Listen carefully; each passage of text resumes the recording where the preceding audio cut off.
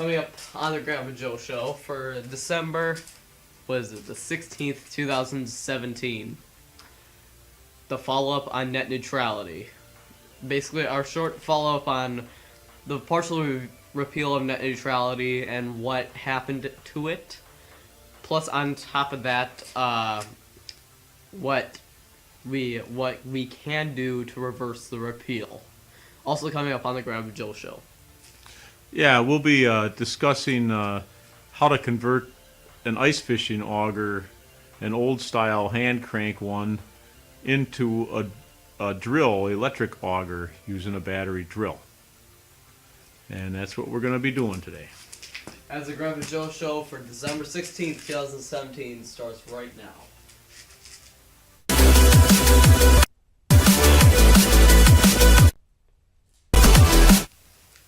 Welcome to the Grandpa Joe show for December 16th, 2017. I am Dominic Brosh. And I'm Joe Walensky.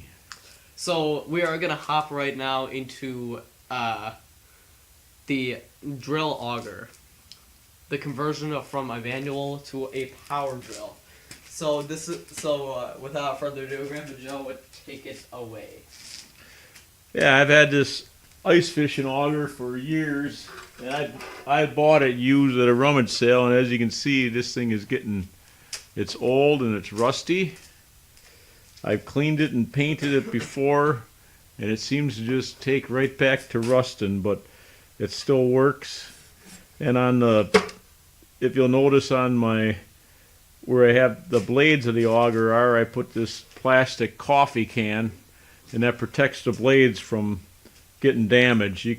You can buy the same type of thing at the store. You can buy a protector for them, but I find this just works just fine because this is a 6-inch auger, and I use that plastic coffee can. It protects my blades. So anyway, my shoulder's been bugging me, so I'm planning on converting this into a drill auger, which I still don't have my battery operated drill, but you need a 1/2-inch battery operated drill, preferably variable speed. And what you got to do, and it's a little bit funny because I took this thing apart just before using this. I believe it's a 1-inch wrench, but I'm missing my 1-inch wrench, so I use this big monkey wrench. I put that on this nut, and then you're going to need a pipe wrench, okay? And you put that on the handle, and it's a standard thread. But the thing that confused me was you would think that the handle like screws into the auger, but it actually screws onto the auger.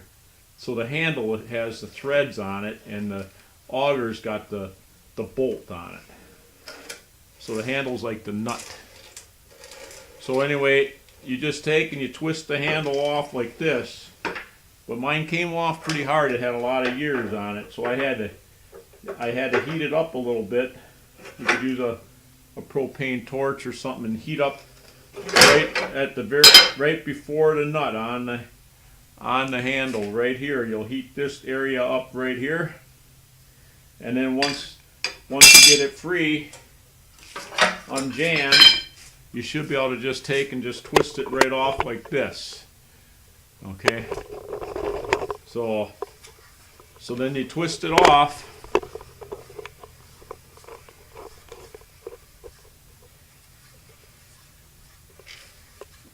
It's quite a few threads, so it takes a little bit. And there you go, the handle is separated.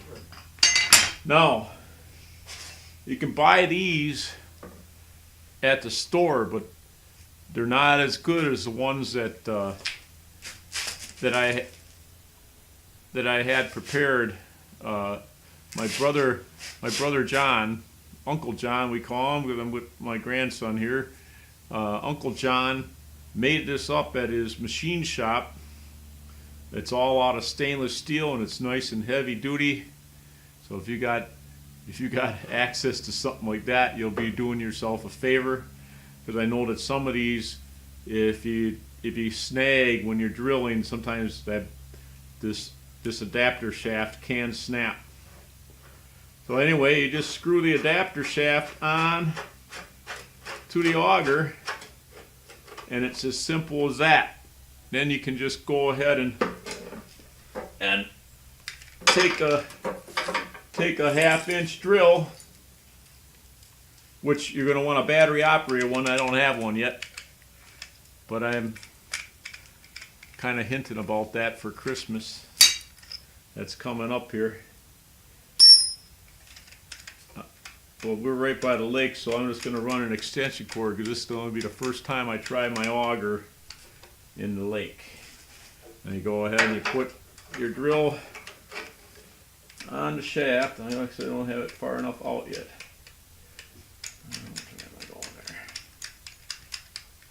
Okay. And then you go ahead and tighten it on.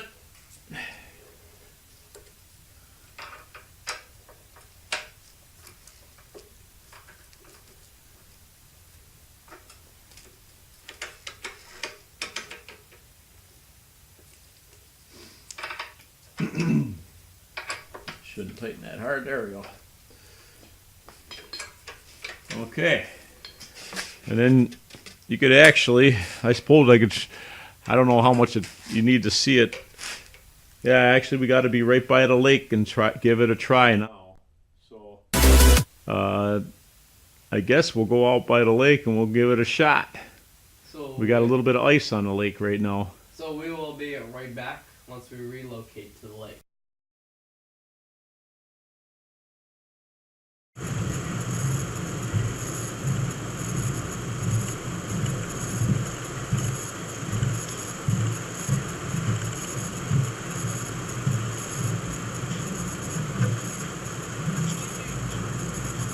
What?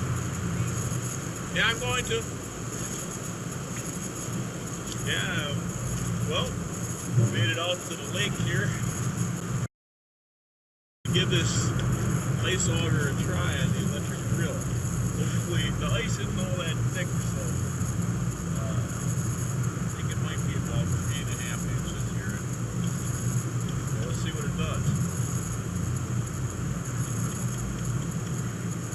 Well, that's if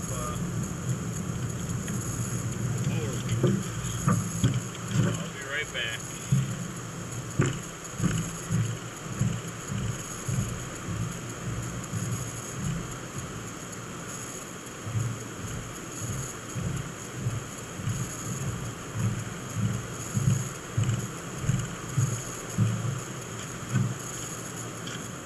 Okay, here we are. Made it out to the lake. The ice is about 3.5 inches thick. We're going to try our auger that we just made up and see how it works.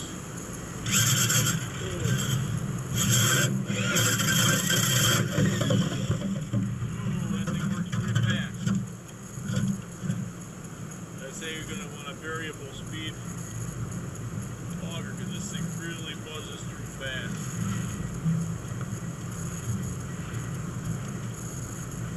I'll make a couple of holes because I'll make the ice fish later on.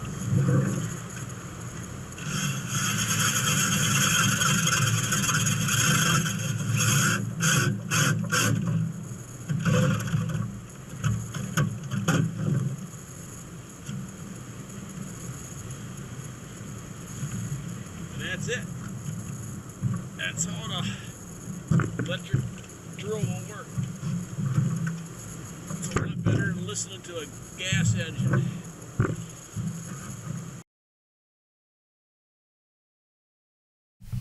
Welcome back to the Grandpa Joe Show, and this is the segment where we discuss news topics, and but before that, we are going to discuss about the net neutrality follow-up that we said aforementioned in the show. So, after a 3-2 vote that partially repealed net neutrality, what happened was that it's only a partial, it removed it from its Title II status, and it's just, I guess you could say, regular net neutrality. And so,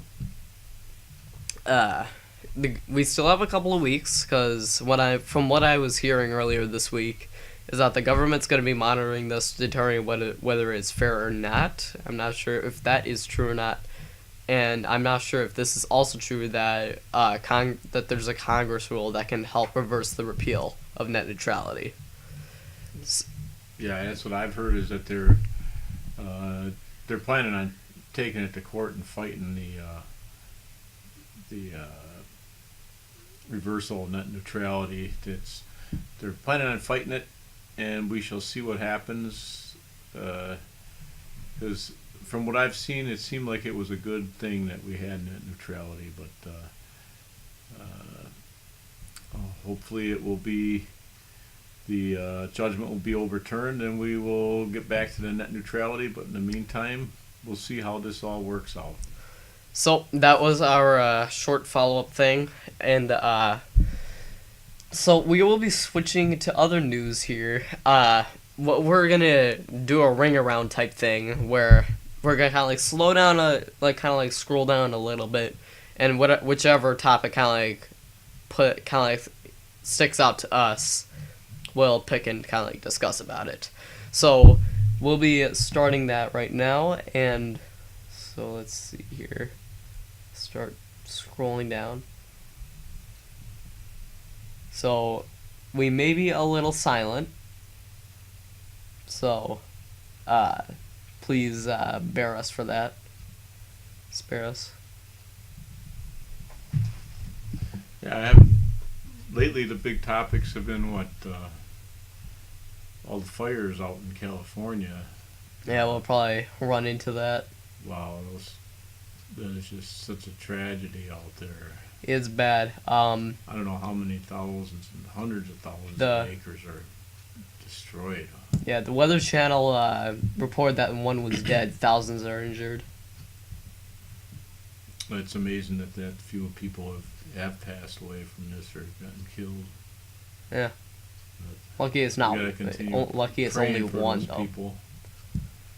And definitely keep them in your prayers. Don't forget about it, because it's hard to imagine. We're here in the Midwest, and it's just hard to imagine that this is all going on in other states like California, and in all those tragic hurricanes and the flooding.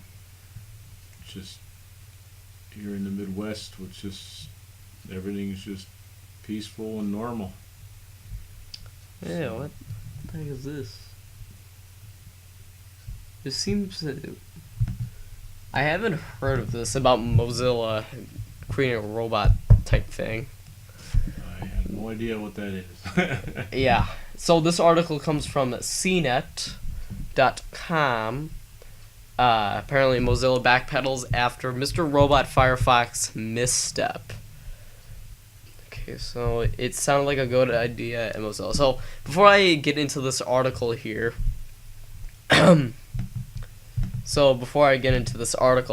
what I want to kind of like explain is that robots are kind of like getting into this, but I did not know that Mozilla itself themselves were creating robots of this type.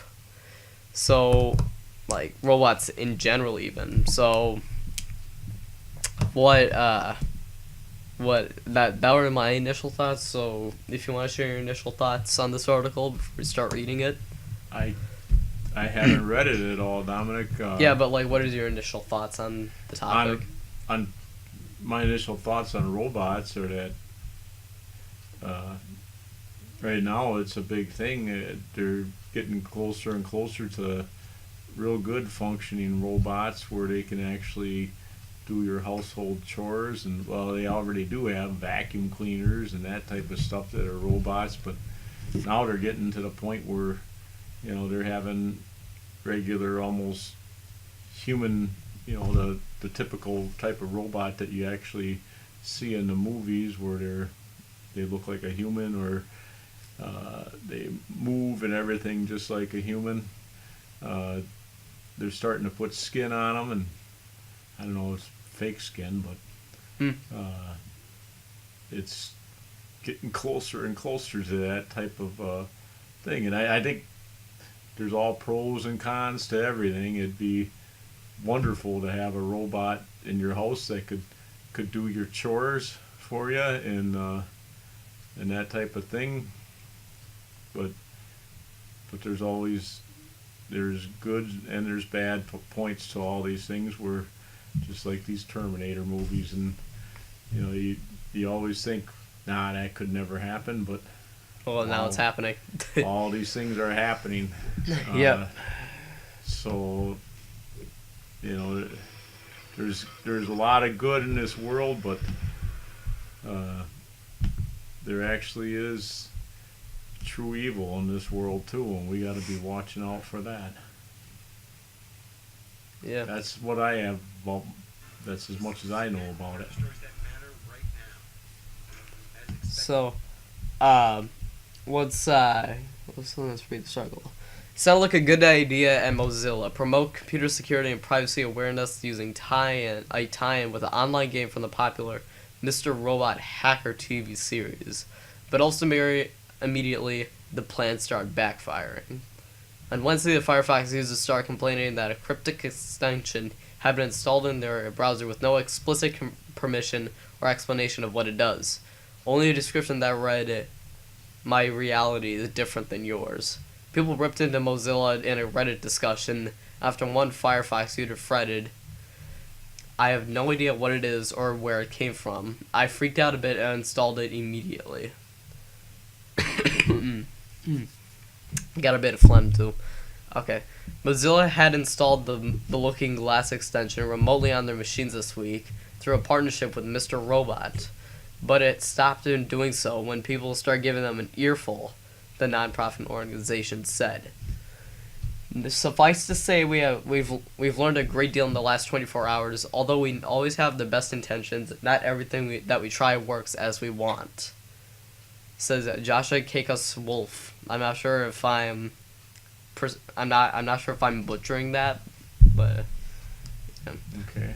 Within hours of receiving feedback, Mozilla moved Looking Glass to its Firefox add-on store, where people will be able to get it if they want it, as it becomes available this weekend. So, I sometimes run Java applications like I sometimes need it. Obviously, Google Chrome completely blocked that, and so I have Firefox right now installed on my laptop. So, I don't know what it's gonna do. Well, hopefully their reality Let's isn't try too it. much different than ours. Let's go try. Oh wow. Let's go try Firefox. Just allow it to give some time, because I'm recording and doing this at the same time.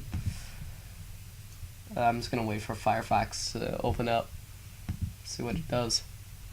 It's gonna be a rather interesting thing. Just gonna wait for it, because Mozilla Firefox isn't exactly the fastest thing in the world. So while we wait for this to come up and do stuff, I guess we'll kind of like talk about random things even. So. Okay. So. What are we gonna talk about now, Dominic? I have no idea. I didn't know that this stuff was gonna happen, because we don't plan this in advance. So, does Task Manager want this? Oh no, Firefox is up. Never mind. It's back up. I used to use Mozilla Firefox all the time, and I liked it. Yeah, it was pretty good. But then kind of hold up a I second. don't know what happened. Why? I guess just my work and everything. We didn't use. Ooh. We do different things now. I don't know. Sometimes Firefox has this weird thing. Hold up. Let me try to get the cropping out. Yeah. That's I don't know why Firefox does this, but it does. Let's see what it does though. So let's see what it does.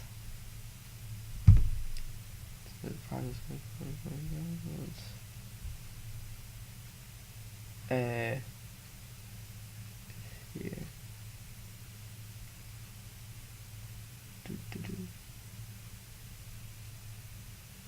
Yeah, I don't. I hasn't done anything yet, so I don't know if it did that or is it just because I just didn't. Well,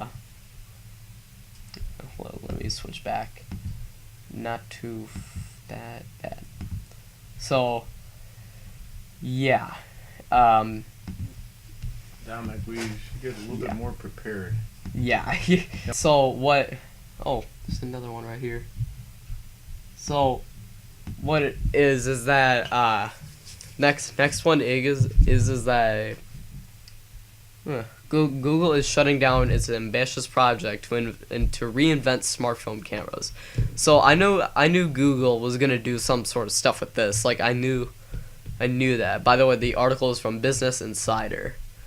So yeah, Google has been kind of like working at this so far. It's like Tango, one of Google's earliest experiments in augmented reality, will shut down in March 2018. Tango let developers build cool, immersive camera-based apps for Android, but needed manufacturers to include pricey, specialized Tango cameras in their phones, which hamstrung the project. That's always the issue with some of these things, is that these things can get pricey, and it's just a big thing that halts all sorts of projects. So,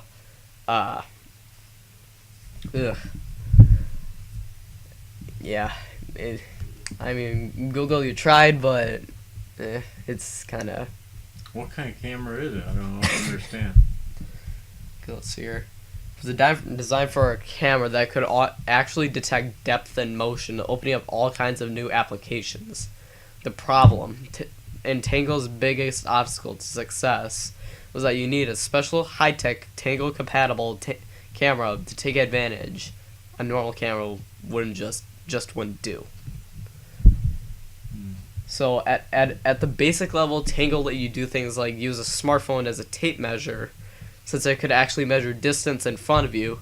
More advanced Tango applications would actually draw a line in a store aisle in front of you to take you straight to the item you need, or turn your real-life motion into a movement in a video game. Tango had a notable pedigree at Google too. In 2012, it was the first graduate from Google X, the search giant's skunkworks program, now known simply as X. Then in 2015, it became the first graduate from Google ATAP, the search giant's other skunkworks. Tango finally came to market in 2016 as the flagship feature in the Lenovo Fab 2 Pro smartphone.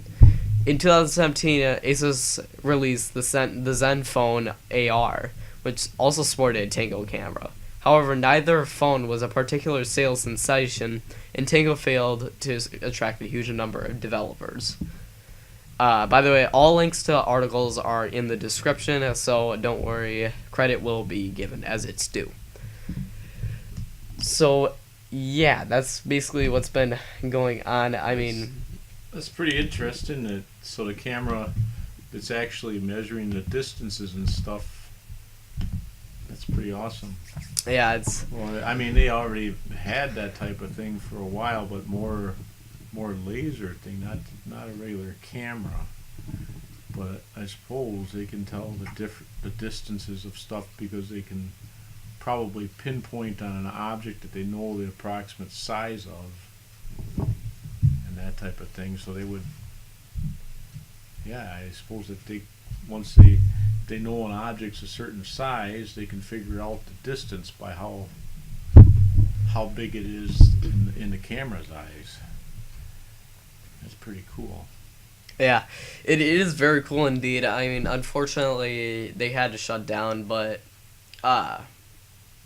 hopefully sometime in the future that could return as more technology becomes available to the consumer and other businesses and giants and giant businesses and like Google and Amazon and stuff like that. But hopefully I want to see it come back at least sometime a few years from now when more technology and more is coming out. But that's basically the news segment. We're kind of crunching against time a little bit, so Yeah, that's the news segment for now. Okay. And we'll be right back. Welcome back to the Grandpa Joe Show. The mic is in shot. And basically we're going to close out with our finishing remarks. So with the studio and that sort of stuff, it's going to be delayed until December, until New Year's Eve. Either New Year's Eve or the night before New Year's Eve, December 30th or December 31st. Yeah, it might be kind of nice to move in on the first of the year, brand new year. Yeah. Except it would not fall on because our whole schedule. It seems that, but we'll try to find a way to try to get in on New Year's Eve. So, what is going on now is that we're making some technological advancements too around New Year's Eve too. So, basically we could do live shots now and do all sorts of stuff of that sort. So that's what could happen for us later down the line. So is that new equipment going to make it so we can actually stream live even when we're outdoors? No. No? It does not work that way. Okay. Even though Grandpa Joe and I know this stuff, when we were going through, what it will do is that it will take any feed going into the transmitter part of it, and it'll broadcast it on the 2.4 gigahertz band.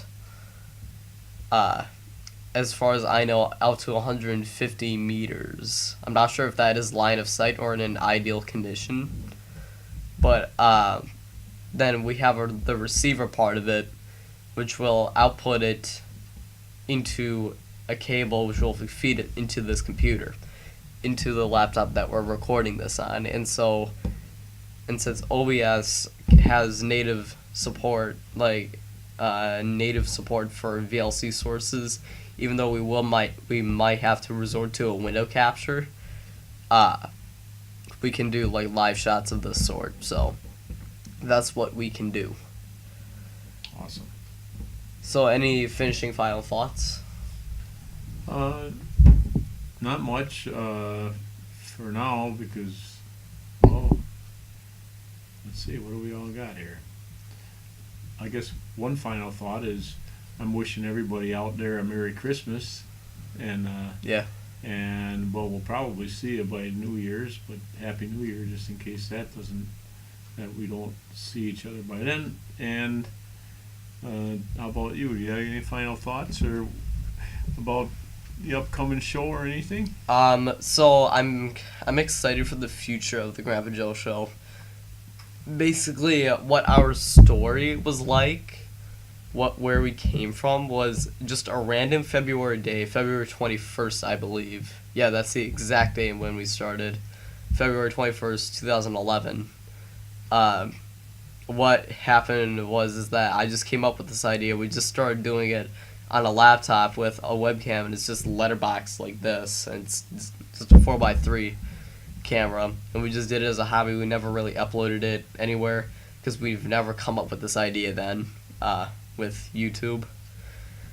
Then we took a break, hiatus from 2013 into some part of 2014. Returned again, went on hiatus again up until 2015, and then went on another hiatus until up until this year in 2017 when we started back in October. But when we really started was our first episode. So in 2015 when we came back that time, we were kind of fooling around with the idea with YouTube and whatnot, and we've never really gotten around to doing it until about October of this year when we came back. So that's what was going on. So we kind of had a really hoppy and skippy but a pretty long story spanning about 6 years and 10 months. So, I guess with that, I do have a couple comments because, it'd be kind of interesting to look at some of those old video clips that we had. yeah. Maybe hodgepodge them together a little bit one day. And the other thing is, Probably when we hit now a we are subscriber kind of milestone. serious here because now we made a commitment that we're going to be on every 2 weeks. So Yeah, and basically the Grandpa Joe Show is kind of like a bi-weekly snapshot into our lives, basically. yep, snapshot into our lives I and guess you could say. and all your lives out there because we are doing these random topics that are kind of pertinent to everything that we're doing in the United States and the world right now. So, okay. Yeah, so that's what was basically what was then the old Grandpa Joe Show. I was gonna say that the inaugural season obviously is season 1, and then we got season 2, which was not really a season 2, and then we got I guess you could say this was season 3. This is season 3 of it. That will hopefully continue for as long as we possibly can. So, and obviously, if we somehow miss and we're on a time crunch, we may expect shorter shows like this one, because we had to run against a time crunch quite a bit. Yes, we did. But yeah, the Christmas crunch. yeah. So, and the next time we'll see you would be on New Year's Eve, December 31st, which is currently at this point today on December 17th. It is about 14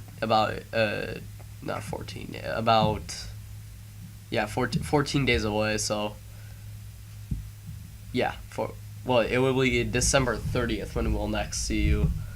So that'll be the day before New Year's Eve. You think we're going to be able to get out on the ice? Yeah, because what we plan to do next episode for episode number 4 is that hopefully if it gets cold enough on the ice and it's safe enough, we'll be able to go ice fishing once we hit up the transmitter and receiver. So yeah, that's basically what could happen next episode, among other things, but for now, that's what it is like. So, this has been the Grandpa Joe Show, the 3rd episode of the Grandpa Joe Show for December 16th, 2017. This, as always, I am Don Rigobrash. And I'm Joe Walensky. And we'll all see you in 2 weeks. Yeah, and God bless. Goodbye, and God bless.